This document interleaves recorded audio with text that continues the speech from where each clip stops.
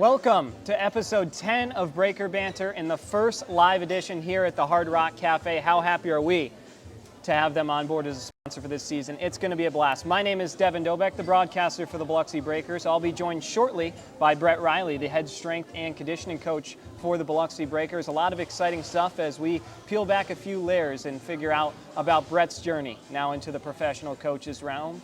But some housekeeping still to go over. Season tickets are still available. They'll be available until October 20th. Go on our website for more information as well as pricing, or call the office. Laney will be available there. Single game tickets go live the next day. That will be October 21st. We'll be making all these announcements on our social media as well, but just so everybody is aware, it'll be October 21st. You'll be able to get your single game tickets at the Coliseum. Our home opening weekend will be October 31st. So get ready to look forward to that. That will be Halloween, of course. So we're going to have some mascots going around, handing out some candy to all the kids. It's going to be a great opportunity to get involved and see the Breakers in action there on night one. Training camp is also coming up as well. That will start to get going next week as the boys will head out to Lafayette in Louisiana and skate there for 10 days. I'll be providing you plenty of interviews, content, practice drills, all the stuff you'll need to know what your Breakers are going to shake out when that final roster comes down for October 11th. And then as far as the broadcast, we will be on the Sporfy platform as well as YouTube. So the league has mandated us to be on Sporfy, so we will have that available to you. And then on YouTube as well, so you'll be able to access that from just about anywhere and tune in to Breakers hockey. But we're going to bring Brett onto the show momentarily, so stick around. We'll be back in a flash right here on Breaker Banter. Coastal Prints is a brand new business on the coast specializing in screen printing, embroidery, and promotional items. Being local and with 30 plus years of experience, Coastal Prints carries all the hottest clothing brands and thousands of promotional items. Uniforms, workwear, hats, drinkware, coolers, tchotchkes, and much more. Coastal Prints will make your brand and logo stand out. Come see the new showroom on Seaway Road in Gulfport or visit coastalprints.com or call 228-COASTAL. And we welcome you back to Breaker Banter. As promised, I'm joined now by Brett Riley, the head strength and conditioning coach for the Biloxi Breakers. He'll also be behind the bench and at practice as an assistant coach. So Brett, welcome to the show. We're so happy to have you on board with us. Thank you. I'm excited to be here. Hopefully I can help contribute to a championship this year. Absolutely. I know that the city of Biloxi will be looking forward to that. It's been quite some time since that Kelly Cup with the Mississippi Seawolves all the way back in the late 90s. So they're very eager to get back to that winning tradition. But Brett, tell us a little bit about yourself first. Give us kind of your background, where you're from, and just a little bit about Brett. I'm born and raised in Rochester, New York.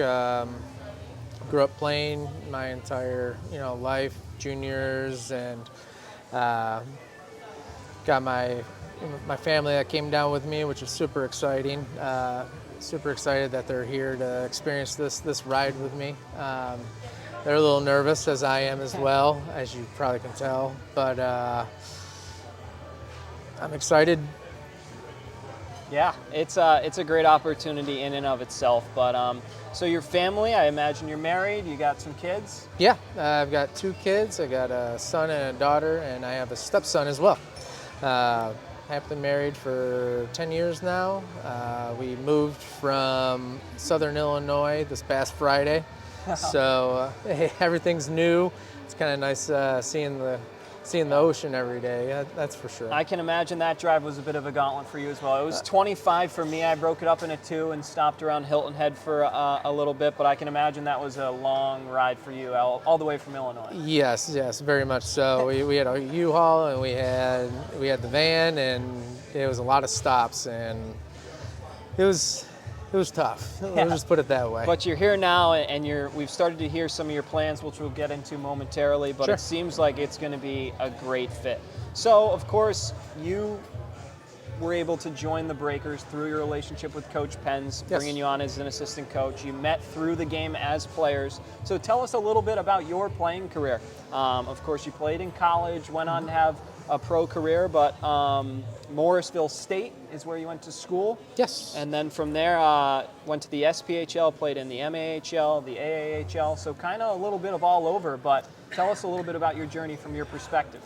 Yeah, so I bring bring a lot of experience, which I hope that I can contribute to the young guys. The reason I say that is, Morrisville State, it was Division I ACHA, but at the same time, we did pull out a national championship. So our coach, Earl Lutter, he was like a Herb Brooks. You hated him on the ice, but man, you loved him at the end of the season.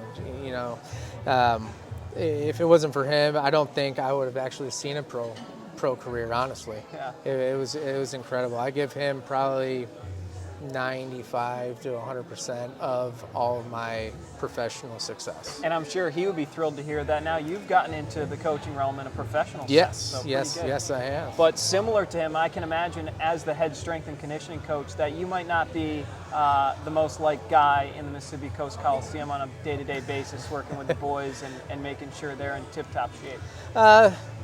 To start out the first couple weeks, they're definitely probably not going to like me that much. They're going to have some sore bodies, but some sore muscles, but nothing too strenuous where, too much built stress on those muscles where they're, not going to be able to perform on the ice. Over the years, I've, slowly learned to perfect craft, understand a lot of things that the human body can, endure, and what can't, what's too much and what's too little.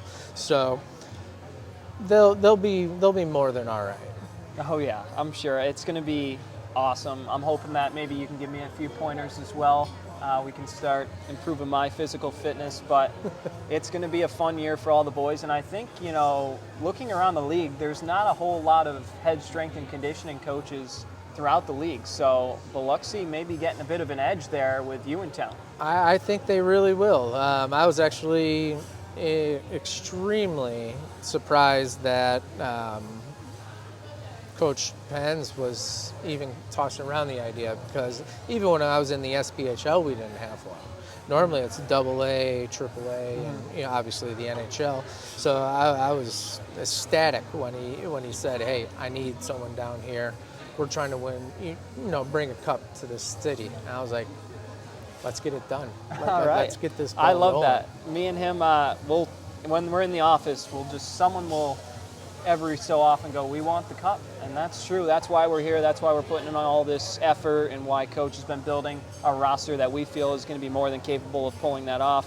But going back to your playing career, just for another brief moment, do you have a favorite moment of your playing career, or anything that you picked up along the way that you think will help lead you into your coaching journey, kind of like a segue?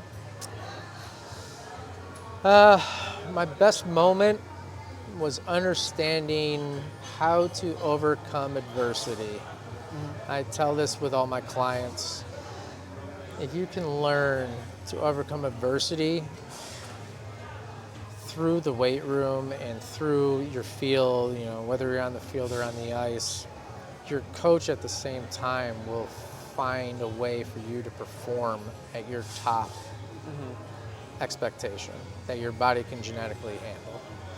So I've taken that into consideration. I've actually been implementing that with all my clients, and I look forward to doing that the same with the guys when the season starts. Awesome. And that's, of course, at Riley's Sports Performance and Fitness, which has been your business for going on half a decade now or so. Yeah, kind of got boggled up a little bit with COVID, but was able to sustain a little bit with online virtual coaching and stuff like that. This past summer was probably one of my better summers. I had incredible clients this year that excelled so well. I keep in touch with them still to this day. I got 2 clients in Mount Carmel, Illinois. Wow. They're brother and sister, actually, Lila and Jack Keepus. Jack's an incoming senior to the football team, and Lila's a junior in high school. And I can't even explain how well they excelled on their progress when I had them from June to August. It was incredible. I can imagine just seeing the results when they take the field or the ice or wherever that, yes. Whatever team they play for, and you're getting to see it live, even if it's just the nuances of the game that make all the difference. I think that's pretty incredible in your field. But how'd you kind of get into it? Of course, we know you had your playing career and stuff, but what got you into the exercise science and wanted to get into this side of the game? So it all started actually in college. It actually started out with physical therapy. I was wanting to go for physical therapy. I had a really bad knee injury in college, and I loved how they took the approach on how to, fix it, and just the whole process of it and the whole science behind it just blew my mind, and I loved every second of it. So throughout my playing career, I slowly implemented it. Obviously, I wasn't, certified license or anything like that, and but I would, slowly pinch, kick in ideas, be like, hey guys, this might actually be a better, movement than this other movement, mainly because this doesn't really reflect towards our actual type of style play Right. to this. And so I implemented that over the years, and I've done tons of research over the guys that are, world ranked strength and conditioning coaches, Cal Dietz. I'm not taking any recognition for what I know. I learned almost everything from him. And when I was in my first rookie season, I was at a establishment called Want to Get Fast, and he was implementing the same type of training method that was just coming off the ground. It progressed how you got stronger, quicker, more explosive in half the time. So it really caught my eye, and I just kept up on my studies and kept, implementing it throughout the years. And when I had to put my career at an early retirement because of, go figure, a knee injury, I've now adjusted or switched courses into coaching, and there's so much more science behind it. There's ways to protect yourself from ACL injuries and MCL injuries and knee injuries and ankle injuries, which is what powers an athlete. If you don't have an ankle or a knee, you don't have an athlete, Right. and you don't have a career. Of course. So from what I've learned over the years, I just want to help grow the youth, help grow the sport, any sport, not just hockey. Just make an athlete be the best that their body genetically can produce. That's pretty cool, and I think that if that's what's going to happen to the Breaker boys this year, that they're in for a treat. And it might be a little tough kind of getting to the point they want to be, but once they are, it'll make all the difference. But talking about your role with the Breakers, obviously we mentioned your title several times, but Sure. on a day-to-day basis, especially once the team gets here, like, what will your routine be on just making sure that everybody's keeping up on their programs, their diets, or things like that? Well, it's going to be pretty strictly ran. They're going to have to trust me. If they question it and they go off on their own, they're probably going to fall behind their teammates. Actually, I can guarantee that, because everything I do is scientifically based. It's all data backed. So if they want to go off on their own, they're probably going to have to report to Coach Pence. But I really, really hope that that they do put the trust in me, and my knowledge that I've gained over the years. Like I said, everything I've learned is just incredible. It speaks leaps and bounds of what a human body can truly do under a stress situation. It's incredible. Yeah, I mean, like I said, seeing this all come out before our very eyes, I mean, we're going to see guys moving way faster than they were on day one of training camp, I'm sure. Yes. You're also going to have probably some very sore bodies early on. And let's talk about that for a second, Brett, is recovery. So obviously, they're professional athletes. Sure. They'll be able to handle probably most of the stuff to some extent that you're throwing at them. But what will the recovery process be like, and certain things that you'll be having them doing? So with this league, you have a lot of back-to-back games, Fridays and Saturdays. Sundays will easily just be an off day, a rest recovery, some sort, climb on the bike for 20, 30 minutes, make sure you get your fluids back in you. I believe we've got a lot of great resources for like red light and salt baths and everything like that down here. So they'll utilize stuff like that. It obviously utilize our medical team and stuff like that to help the bumps and bruises, and I'll coordinate with those professionals, see truly what they can endure and what they can't. But mainly, day one is a rest and recovery day. Per se, Mondays are the tough days. It's the day to go heavy. It's the furthest away from the next game. Obviously, the programs that I've drawn up are not anchored down by, or the season's not anchored down by my program. The season is accommodated around my program, so it will change day to day. So it'll constantly be changing, but day one is the heavy day. Sorry, boys. That's the heavy one. We got to get it out of the way, but it's what's going to sustain their strength from what they actually gained over the summers. We don't want them to lose that power, that strength, that explosiveness, that agility, all that. So there is going to be a tough Monday, and then it just decreases slower and slower as you get towards game day. So it seems like it's a very dynamic regimen and schedule that these guys will be going through. So I guess from your job standpoint, how do you sort of diagnose them? Like, how do you cater your programs and the workouts and the diets and the things that each individual guy will be doing uniquely?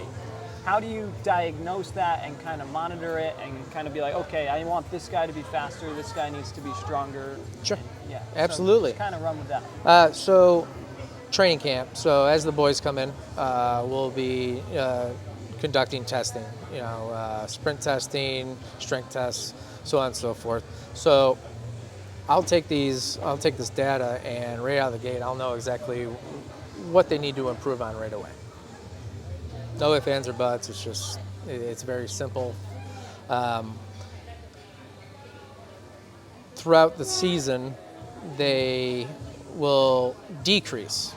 And so every 2 weeks, maybe 3, depending on the strength of the schedule, the weakness of the schedule, how much they're, in games, if we got like 8 games in 5 or something like that. There's always a stretch where you really got to dynamically change things and make sure that their recovery and their fluids are all back in it. But the main goal is to test. So training camp, I'll have their numbers. It's when they're in their peak phase. After I take their numbers or their data from their peak phase, I'll test them again in 2 weeks. And see if they're, right there, if they dropped off a little bit. It's as simple as a 10-yard dash. I can tell right away if their first step stride is gone down, or if their top end speed has gone down. I can generate that, and I'll flip their program around and be like, this is what we're going to focus on this next 2 weeks. After that, we're going to retest, and then we're going to go back and go on to the rest of the program. That's awesome. I think once the players get over kind of the mental battle of, I'm going to be put through a bit of a gauntlet here in the gym today, and they begin to see the effects, I think that it's going to just be night and day, not only to their game, but to their careers going forward, and longevity and pliability and all that good stuff, of course. But Brett, wrapping up here, just one more question for you. Do you have somewhat of a motto or a philosophy that you implement? I'm assuming you haven't worked with probably an entire professional hockey team at once before, but is there some sort of words to live by that you provide? Preparation for domination. Preparation for domination. Well, there you have it. The Breakers will be looking to dominate this season with the help of Coach Riley. But Brett, thanks so much for joining me on the show today. We'll be right back as I close things off here on episode 10 of Breaker Banter momentarily. Strength isn't built in a single race. It's earned, mile after mile, pedal after pedal, step after step. The same endurance that drives athletes to the finish line fuels the steady hands and sharp focus required in surgery. It's about resilience, precision, and commitment in competition and in the operating room. Because true performance means showing up with excellence, no matter the arena. Huge thank you to assistant coach Brett Riley for joining me on the show. It was great to hear what he had to say, and I think it's definitely got to be a very encouraging thing knowing that the team, I mean, coming off 11 wins last year, they're now going to be the best conditioned, and with the talent that Coach Penz has brought here, it kind of feels like the stars are beginning to align in Biloxi. It's going to be a competitive Continental division, but with a schedule that's going to be playing a bunch of opponents at the same time, you can imagine the coaching philosophies and that things going into each game will begin to accumulate, and I think the Breakers are going to have a great year. But neither here or there for now. Still a couple weeks until we officially drop the puck. October 11th is the first game for the Breakers in their inaugural season.